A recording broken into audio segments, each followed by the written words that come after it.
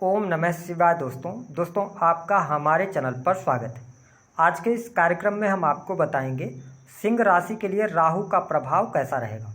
राहु देव नवम भाव से निकलकर आपके अष्टम भाव में गोचर करेंगे 2025 तक। तो आपके जीवन में ये आफत लेकर आने वाले हैं या राहत लेकर आने वाले हैं, बहुत ही डीप नॉलेज इस वीडियो में हम आपको देंगे और अलग एंगल से हम आपको बताने का प्रयास करेंगे। और यदि आपने इस वीडियो को पूरा देखा तो आप इस वीडियो से ये समझ जाएंगे कि पर्टिकुलर किस क्षेत्र में आपको जाना चाहिए, कहाँ पर ग्रह गोचर अभी आपको सपोर्ट करेंगे 2025 तक, आपको किस क्षेत्र में सफलता प्राप्त होगी। तो चलिए वीडियो की शुरुआत करते हैं। उससे पहले यदि आपने चैनल को अभी तक सब्सक्राइब नहीं किया है तो सब्सक्राइब कर लें, वीडियो को लाइक जरूर करें। देखिए, सिंह लग्न और सिंह राशि वालों के लिए यदि हम बात करें तो राहु का जो ट्रांजिट हो रहा है 30 अक्टूबर 2023 को, ये आपके अष्टम भाव में आ रहे हैं। अब देखिए, आपने बहुत सारे वीडियो देख ली होंगी कि अष्टम भाव में राहु का गोचर अच्छा नहीं होता। हम भी इस चीज़ को मानते हैं, लेकिन कुछ विशेष फील्ड में यदि आप अपना जुड़ाव करते हैं, उस फील्ड से रिलेटेड कार्य करते हैं, तो आपको ज़्यादा बेटर रिजल्ट यहाँ पर देखने को मिलेंगे। अब समझने वाली बात यह है कि अष्टम भाव जो होता है ना, ये पीड़ा का, दुख, कष्ट, आकस्मिक रूप से होने वाली घटनाएं, साथ ही रिसर्च का होता है, अकल्ट।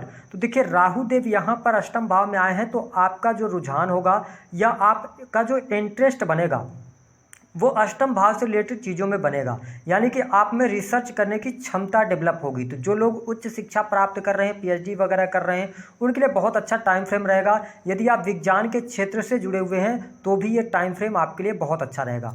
अष्टम भाव ये शो कर रहा है कि जो लोग अकल्ट से जुड़े हुए हैं उनके नॉलेज में वृद्धि देखने को मिलेगी और चीज़ों को आप मानने से पहले उस पर रिसर्च करेंगे। साथ ही राहु देव को इंटरनेट से भी जोड़कर देखा जाता है, इलेक्ट्रॉनिक चीज़ों से भी जोड़ा जाता है, साथ ही फोटोग्राफी हो गया। तो अष्टम भाव में राहु के आने की वजह से यदि आपके पास में जॉब नहीं है तो आप टेक्निकल क्षेत्र में जॉब का प्रयास करें तो आपको जॉब प्राप्त हो जाएगी। दूसरी स्थिति कि आप डाटा एनालिसिस का कार्य करते हैं, है ना, किसी भी कंपनी, मल्टीनेशनल कंपनीज के अंदर अगर आप काम कर रहे हैं तो ये टाइम फ्रेम आपके लिए अच्छा है। हालांकि अष्टम भाव में राहु देव के आने की वजह से आपके ससुराल पक्ष से थोड़ा सा यहाँ पर संबंधों में दिक्कतों का सामना आपको करना पड़ सकता है। ऐसी स्थितियों को मैं देखता हूँ, छोटी मोटी तकलीफें आती रहेंगी, क्योंकि राहु जब अष्टम भाव में आते हैं तो ये जीवन में छोटी मोटी तकलीफें आकस्मिक रूप से लेकर आते हैं। तो यहाँ पे थोड़ा सा आपको सावधानी पूर्वक चलना है।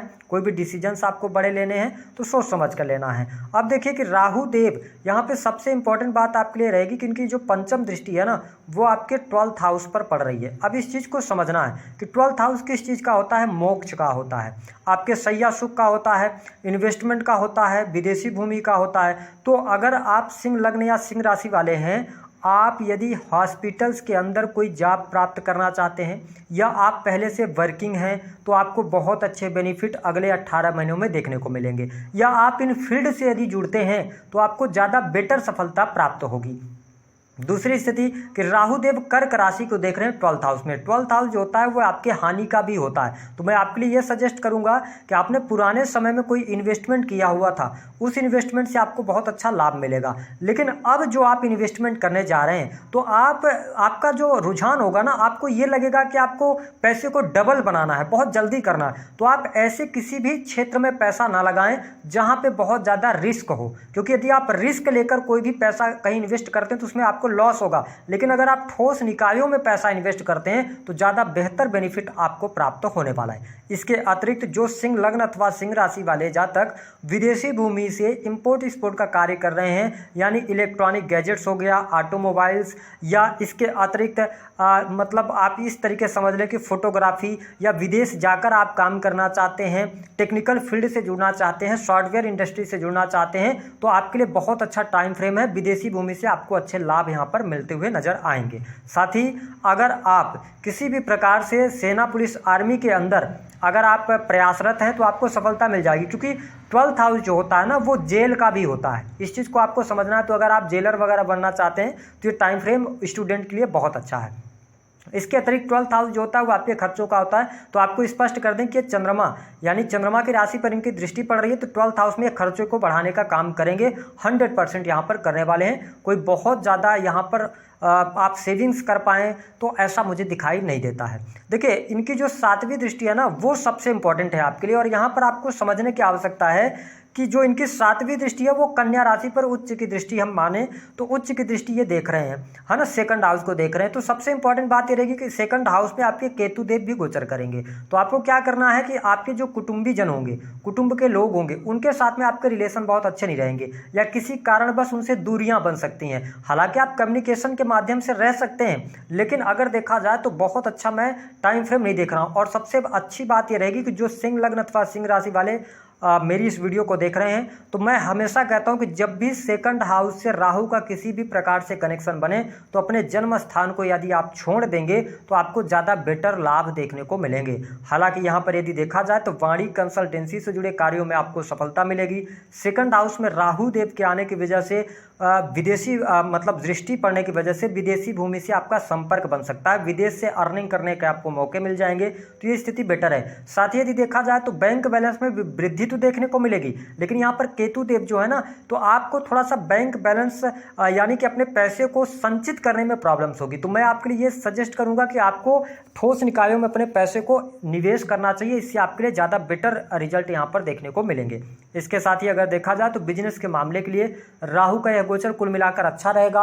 आपका काम कारोबार अच्छा चलेगा। यदि आप किसी भी प्रकार से ठेकेदारी से जुड़े हुए हैं, ठेकेदारी के कार्य करते हैं, या आप कंस्ट्रक्शन लाइन से जुड़े हुए हैं, इसके अतिरिक्त यदि आप पेट्रोलियम वगैरह का कार्य करते हैं, तो ये टाइम फ्रेम आपके लिए अच्छा है, आपके बिजनेस के लिए अच्छा है। अब ध्यान क्या देने वाली बात होगी, देखिए कहने के लिए तो आपके सप्तम भाव में सस राजयोग भी बना हुआ है 2025 तक, लेकिन प्रॉब्लम क्या है, प्रॉब्लम यह है कि जहां पर शनिदेव बैठते हैं वहां पर शनिवत राहु भी कहा जाता है ना, शनि के जैसा राहु का परिणाम होता है। और शनिदेव सप्तम भाव में है, हालांकि मूल त्रिकोण की राशि में, लेकिन इसको आपको कनेक्ट करना होगा कि आपको स्ट्रगल करना पड़ेगा। किसी भी चीज को अगर बिजनेस के अंदर आपको सफलता प्राप्त करनी है तो रातों रात सफलता नहीं मिलेगी, उसके लिए आपको मेहनत करके और रिजल्ट को प्राप्त करना होगा।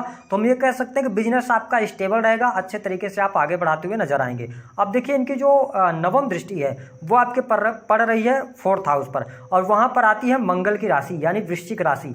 तो यहां पर आप अपने परिवार के लिए बहुत कुछ करना चाहेंगे, लेकिन परिवार से दूर जाने के योग यहां पर दिखाई देते हैं। परिवार में छोटी मोटी बातों को लेकर कलह हो सकता है, और सबसे इंपॉर्टेंट बात कि आपकी माता की हेल्थ को लेकर यहां पर सबसे ज्यादा सावधानी रखने की आवश्यकता रहेगी।